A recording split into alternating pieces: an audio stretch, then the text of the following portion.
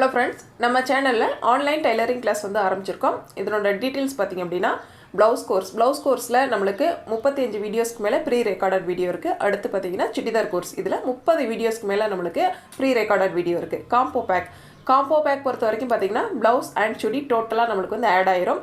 65 வீடியோஸ்க்கு மேலே pre recorded video இருக்குது.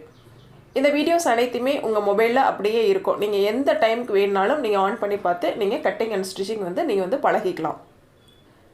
உங்களுக்கு டவுட்ஸ் இருக்குது அப்படிங்கிற பட்சத்தில் வீக்லி 1 டைம்ஸ் வந்து லைவ் கிளாஸ் நடக்கும். அதில் நீங்கள் டைரெக்டாக வந்து டவுட் கேட்டு கிளாரிஃபை பண்ணிக்கலாம்.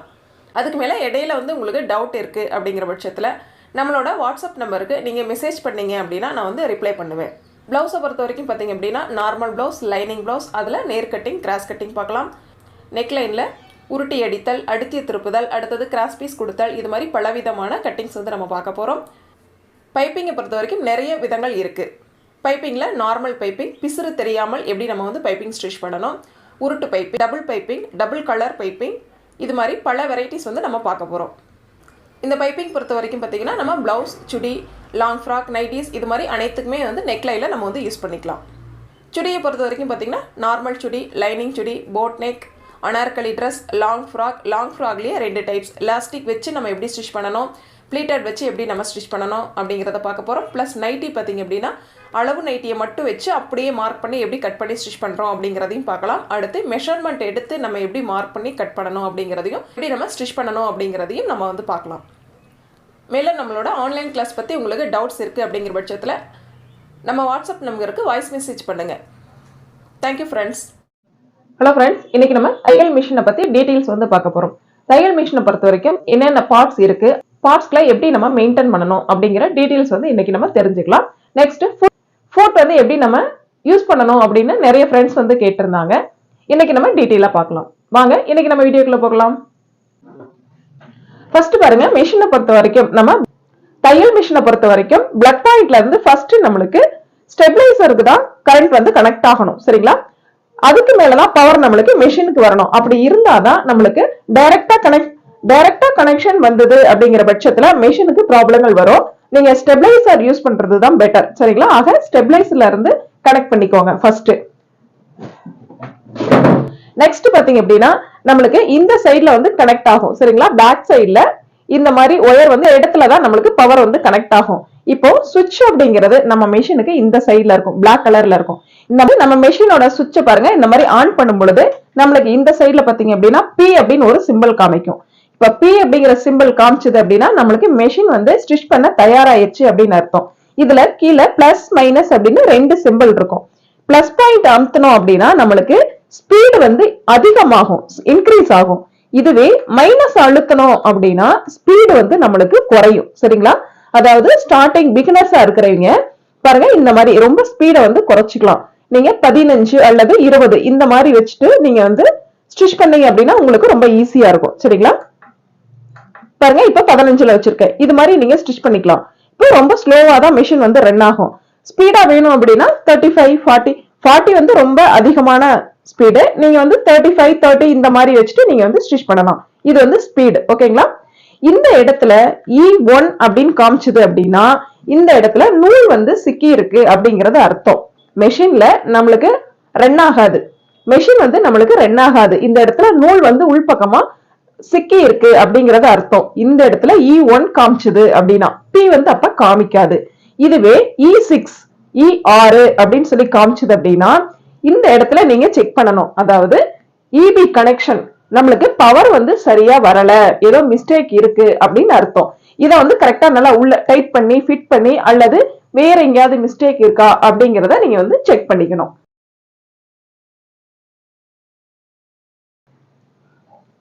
நெக்ஸ்ட் இந்த இடத்துல ஒரு வீல் இருக்கும். இதுல பாருங்க நம்பர்ஸ் இருக்கு. சரிங்களா? 0ல இருந்து 5 வரைக்கும் இருக்கும். இதுல 2.5 அப்படின்னா நம்ம பிளவுஸ் ஸ்டிச் பண்ண போதுமானது. இதுவே பாருங்க, கீழே அந்த லைட்டா இந்த பிளேட்டை லைட்டா பிரஸ் பண்ணிட்டு இந்த வீலை வந்து இப்படி நகர்த்துங்க. இப்போ 3.5ல வச்சிருக்கேன். இப்போ சுடி ஸ்டிச் பண்ணலாம், அடுத்தது நம்ம நைட்டி ஸ்டிச் பண்ணலாம். இது மாதிரி லாங் தையல் போடுறதுக்கு ரொம்ப வந்து ஈஸியா இருக்கும். இதுவே வந்து 5ல வச்சோம் அப்படின்னா நம்ம பிளவுஸ்ல ஹெம் பண்றதுக்காக லாங் ஸ்டிச் போடுவோம் பாத்தீங்களா, அந்த இடத்துக்கு நம்ம யூஸ் பண்ணிக்கலாம். பெரிய தையல் பிரிச்சு விட போற தையலுக்கு இந்த 0.5 வந்து நம்ம யூஸ் பண்ணிக்கலாம். நார்மலா எப்பவுமே 2.5ல வந்து நீங்க வச்சுக்கோங்க. இது வந்து சரியா இருக்கும். இந்த பிளேட் பாத்தீங்க அப்படின்னா லைட்டா அப்படி கீழ்பக்கம் அமுக்கணும் அப்படிங்கிற பட்சத்துல இந்த இடத்துல பேக் ஸ்டிச் வந்து விழும். நார்மலா ஸ்டிச் போடும் பொழுது அந்த கார்னர் வந்து பிரிய பார்க்கும்.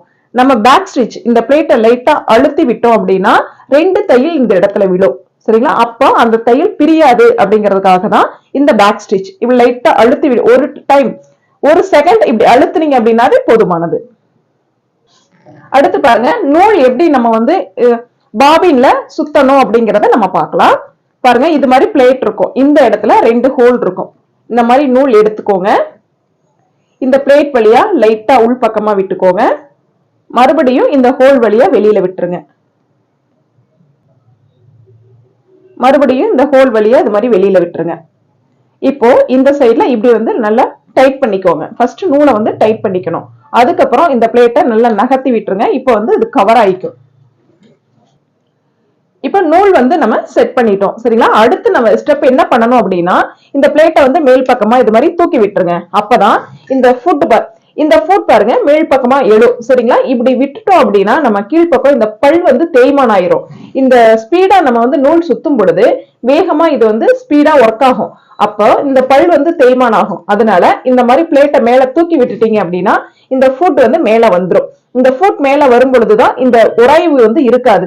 அதுக்கப்புறம் தான் நம்ம கீழ்பக்கம் பெடலை வந்து பிரஸ் பண்ணணும். இந்த மாதிரி பிரஸ் பண்ணீங்க அப்படின்னா இந்த இடத்துல உராய்வும் இருக்காது, நூலும் வந்து நல்லா சுத்திக்கும்.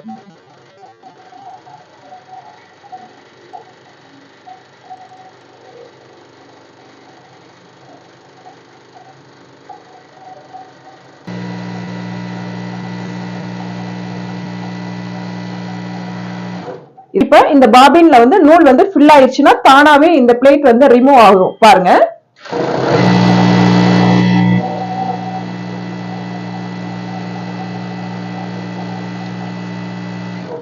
இந்த மாதிரி தானாவே வந்து ரிமூவ் ஆயிக்கும். அதுக்கப்புறம் பாத்தீங்கன்னா இந்த இடத்துல ஒரு கட்டர் இருக்கும். லைட்டா இந்த மாதிரி எடுத்து விட்டு இப்படி நகர்த்துறீங்க அப்படின்னா இந்த பிளேட்ல வந்து நூல் கட் ஆயிரும். இது மாதிரி நம்ம கட் பண்ணிக்கலாம். சிசர் எடுத்து கட் பண்ணணும் அப்படிங்கிற அவசியம் இல்லை, தானாவே நான் வந்து கட் பண்ணிக்கலாம். இப்ப பாருங்க, வெளியில எடுத்துட்டோம். சரிங்களா? இப்ப நம்ம கேஸ்ல வந்து செட் பண்ணிக்கலாம். பாருங்க, இதுக்கு பேர் தான் கேஸ். சரிங்களா? இது பாபின். இப்போ உள் பக்கம் இந்த மாதிரி செட் பண்றோம். அடுத்து பாருங்க, இந்த சைட்ல ஒரு சின்ன ஹோல் இருக்கும்.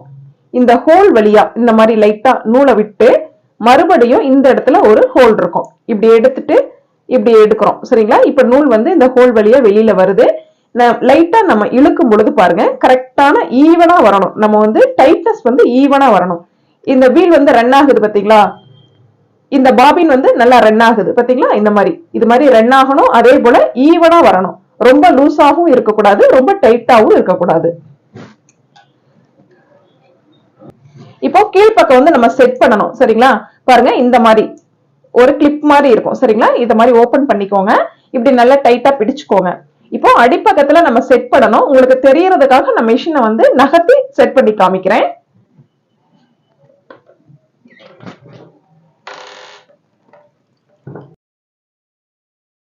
பாருங்க, நான் மெஷின் நகர்த்தும் போது எனக்கு பவர் வந்து சேஞ்ச் ஆகுது. E6 சொல்லி காமிக்குது. ஏன்னா நான் மெஷினை வந்து நகர்த்தி இருக்கேன், எனக்கு பவர் சேஞ்ச் ஆயிருக்கு. இதுல இருந்து நம்ம வந்து தெரிஞ்சுக்கலாம். இப்ப பாருங்க, எப்படி நம்ம செட் பண்ணணும் அப்படின்னு பார்க்கலாம். இந்த இடத்துல பாருங்க, கரெக்டா இந்த மாதிரி எடுத்துட்டு போங்க. இப்படி எடுத்துட்டு கரெக்டா வச்சுக்கணும். சரிங்களா? இப்போ பாருங்க, விட்டுறணும். சரிங்களா? இந்த கிளிப்பை இந்த மாதிரி விட்டுருங்க. இப்போ கவர் ஆயிரும். இப்போ இந்த கிளிப்பை வந்து எடுத்தீங்க அப்படின்னா நல்லா டைட் ஆகணும், தானாவே போய் லாக் ஆகணும். சரிங்களா? இதுவே வந்து ரொம்ப லூஸா இருக்கு அப்படின்னா நீங்க சரியா செட் பண்ணலைன்னு அர்த்தம். இப்படி எடுக்கும் பொழுது நல்லா வந்து தானா போய் பிரஸ் ஆச்சு, நல்லா லாக் ஆகிடுச்சு அப்படின்னா தான் சரியா இருக்கு அப்படின்னு அர்த்தம். சரிங்களா? இப்போ நம்ம கரெக்டா செட் பண்ணிட்டோம். சரிங்களா? இப்போ மெஷினை வந்து நார்மல் பண்ணிக்கலாம். இப்போ மெஷினை வந்து நார்மல் பண்ணிட்டேன். பட் E6 தான் காமிக்குது. இப்ப நான் என்ன பண்ணணும், பின்பக்கம் இந்த கேபிள் வந்து சரி பண்ணணும். சரிங்களா? நல்லா டைட் பண்ணிட்டு இந்த கேபிளை நல்லா இப்படி டைட் பண்ணிட்டு சுவிட்சை வந்து ஆஃப் பண்ணிருங்க. ஆஃப் பண்ணீங்கன்னா மெஷின் வந்து ஆஃப் ஆயிரும். மெஷின் பாருங்க, ஆஃப் ஆயிருச்சு. இப்போ மறுபடியும் இந்த சுவிட்சை வந்து ஆன் பண்ணுங்க. இப்போ வந்து P காமிக்கணும். இப்போ P நம்மளுக்கு காமிக்குது. மெஷின் வந்து ஸ்டிச் பண்ண தயாராயிருச்சு அப்படின்னு அர்த்தம். இப்போ கேஸ் வந்து நம்ம ஃபிட் பண்ணிட்டோம். அடுத்தது நூல் வந்து இப்ப கோர்க்கணும். மேல் பக்கம் நூல் இருக்கு. இப்போ இது மாதிரி பெரிய த்ரெட் அப்படின்னா, அதாவது 10 ரூபாய்க்கு வாங்கக்கூடிய பெரிய த்ரெட் அப்படின்னா இந்த மாதிரி ஃபர்ஸ்ட் செட் பண்ணிட்டு மேல் பக்கம் இந்த ஹோல் இருக்கு பாத்தீங்களா, இந்த ஹோல் வழியா நூலை வெளியில எடுத்துக்கோங்க. இதுவே வந்து சின்ன த்ரெட், நம்ம 5 ரூபாய்க்கு வாங்குற த்ரெட் அப்படின்னா டைரக்டா இந்த இடத்துல வந்து நூல் கோர்த்துக்கலாம். பெரிய த்ரெட் அப்படின்னா மட்டும், அதாவது ரொம்ப ஹெவியா இருக்கு அந்த த்ரெட்னா மட்டும் மேல் பக்கம் எடுத்துட்டு அதுக்கப்புறம் கீழ்ப்பக்கம் செட் பண்ணுங்க. பாருங்க 3 ஹோல் இருக்கு. ஃபர்ஸ்ட் ஹோல் வழியா உள் பக்கமா விடுங்க. தேர்ட் ஹோல் வழியா வெளிப்பக்கமா நூலை எடுத்துக்கிறோம். சரிங்களா, ரெண்டே ஸ்டெப் தான்.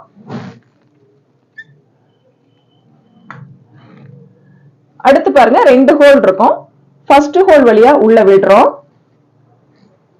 அடுத்த ஹோல் வழியா இப்படி வெளியில எடுக்கிறோம். நெக்ஸ்ட் பாருங்க கீழ்ப்பக்கம் இந்த மாதிரி ஒரு பிளேட் இருக்கும்.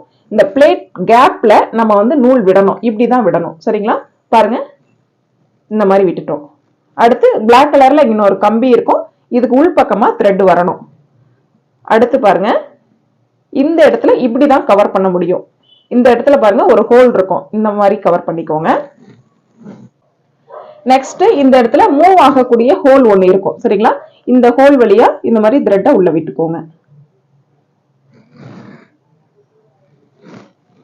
இந்த ஹோல் பாத்தீங்கன்னா இது மாதிரி மூவ் ஆகும். சரிங்களா, இது மாதிரி மூவ் ஆகக்கூடிய ஹோல்ல நம்ம உள்ள விட்டுக்கிட்டோம். அடுத்து கீழ்ப்பக்கம் 2 ஹோல் இருக்கும். சரிங்களா, இந்த 2 ஹோலுக்கும் இந்த மாதிரி விடுங்க. அப்பதான் உள்பக்கம் நம்ம விட முடியும் நூலை. இப்படி எடுத்துட்டு வந்துருங்க. அடுத்து கீழ்ப்பக்கம் இந்த இடத்துல ஒரு வளைவான கம்பி கொடுத்திருப்பாங்க. நீங்க இந்த இடத்துல த்ரெட் வந்து போடக்கூடாது. சரிங்களா, இப்படி உள்பக்கம் இருந்துதான் போட்டுட்டு வரணும்.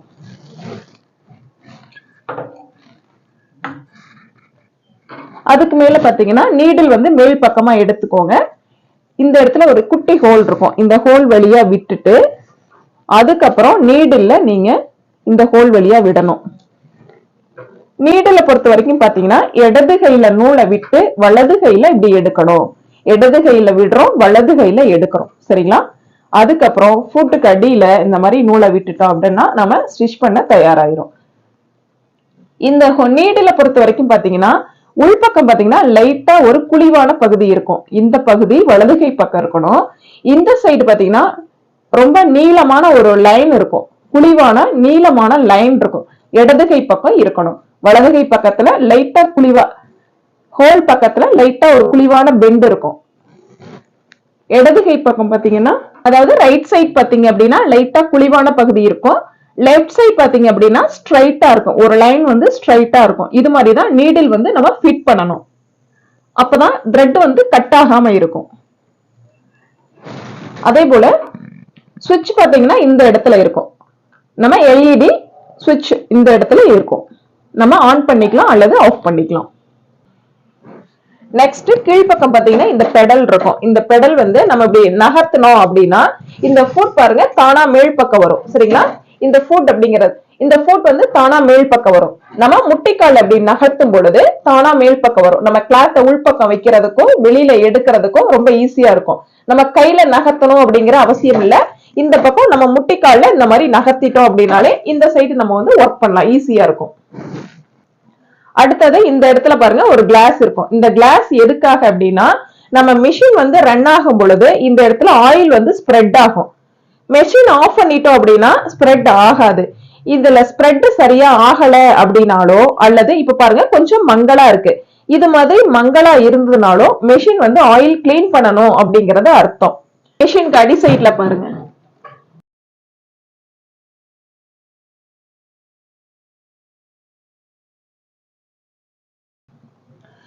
மெஷின் உள்பக்கம் பாருங்க இந்த மாதிரி தான் இருக்கும். இதுலதான் வந்து ஆயில் நம்ம ஃபில் பண்ணணும். கிட்டத்தட்ட ஒரு 1/2 லிட்டர் அளவுக்கு நம்மளுக்கு பிடிக்கும். சரிங்களா, இதுல ஹை லோ அப்படின்னு 2 லைன் வந்து இதுல நோட் பண்ணிருப்பாங்க. இதுல ஹை வரைக்கும் நம்ம வந்து ஆயில் வந்து ஃபில் பண்ணிக்கலாம். அதுக்கு மேல ஃபில் பண்ணக்கூடாது. அதே மாதிரி லோ வரைக்கும் நம்ம வந்து கவனிக்காம கூட விடலாம். லோவுக்கு கீழே வந்து நம்ம கவனிக்காம விடக்கூடாது. ஆயில் வந்து ரொம்ப மங்களாயிரும். அந்த அழுக்கு பாத்தீங்க அப்படின்னா இந்த த்ரெட் இருக்கு பாத்தீங்களா, இந்த த்ரெட் வழியா தான் நம்மளுக்கு ஆயில் வந்து மேல ஸ்ப்ரெட் ஆகும் மெஷினுக்கு. அப்ப அந்த த்ரெட் வழியா நம்மளுக்கு இந்த டஸ்டும் பாத்தீங்க அப்படின்னா இந்த த்ரெட் வழியா உள்பக்கமா போய் நம்ம மெஷின் வந்து ரிப்பேர் ஆகும். ஆக ரொம்ப வந்து டஸ்ட் சேராம நம்ம வந்து பாத்துக்கணும். அப்படி டஸ்ட் ஆயிருச்சு அப்படின்னா இந்த இடத்துல பாத்தீங்கன்னா ரிமூவர் இருக்கும். இந்த நெட்டை வந்து ரிமூவ் பண்ணிட்டு அடி சைட்ல நம்மளுக்கு வந்து ஒரு பாட்டில் வச்சு இந்த ஆயில் வேஸ்ட் ஆயில வந்து பிடிச்சு எடுத்துடணும். அதுக்கப்புறம் இதை க்ளோஸ் பண்ணிட்டு நல்லா கிளாத் வச்சு நல்லா தொடச்சி எடுத்துருங்க. அதுக்கப்புறம் ஃப்ரெஷ்ஷான ஆயில ஃபில் பண்ணிட்டு இந்த ஹை லைன் இருக்கு பாத்தீங்களா, இந்த மார்க் பண்ண அந்த லைன் வரைக்கும் நீங்க ஃபில் பண்ணிட்டு அதுக்கப்புறமா வந்து நீங்க மிஷினை வந்து ஸ்டிச் பண்ண ஆரம்பிச்சுக்கலாம். இதுக்கு செப்பரேட்டா நான் வந்து வீடியோ வந்து உங்களுக்கு அப்லோட் பண்ணிருக்கேன்.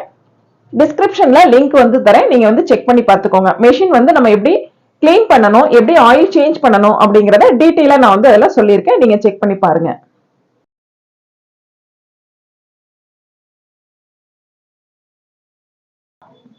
இப்ப இந்த இடத்துல பாருங்க த்ரெட் இருக்கு பாத்தீங்களா, த்ரெட்டுக்கு அடியில நான் ஸ்பாஞ்ச் வந்து இதுல செட் பண்ணிருக்கேன்.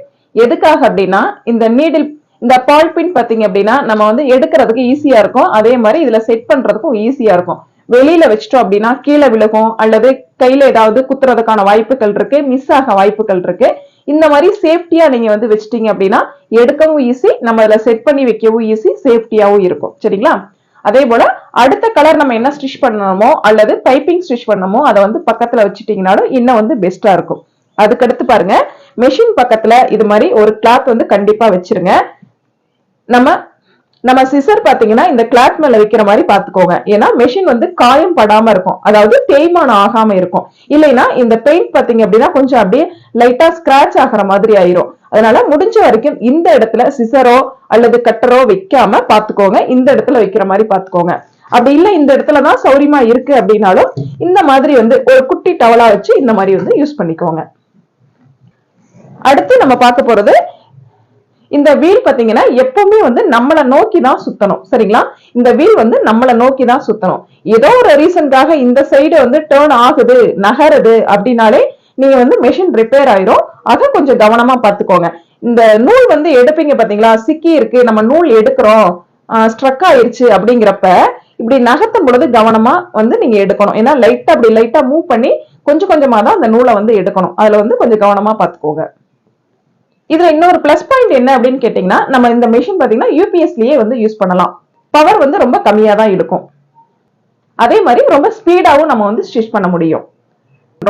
வீட்ல இருந்தே நம்ம வந்து ஸ்டிச் பண்றோம் அப்படிங்கிறவங்களுக்கு இது ரொம்பவே வந்து பெஸ்டா இருக்கும். ஏன்னா நம்ம வீட்டுல ஒர்க் எல்லாம் முடிச்சுட்டு கொஞ்சம் கிடைக்கக்கூடிய கம்மியான நேரத்துல தான் வந்து ஸ்டிச் பண்ணுவோம் இல்லைங்களா? ஆக அந்த கம்மியான நேரத்தையும் கரெக்டா வந்து யூஸ்ஃபுல்லா நம்ம பண்ண முடியும். இன்னைக்கு நம்ம தையல் மிஷினை பத்தின டீடைல்ஸ் எல்லாமே பார்த்தோம். இந்த எல்லா டிப்ஸுமே வந்து உங்களுக்கு ரொம்ப யூஸ்ஃபுல்லா இருக்கும் அப்படின்னு நான் நினைக்கிறேன். Thank you friends.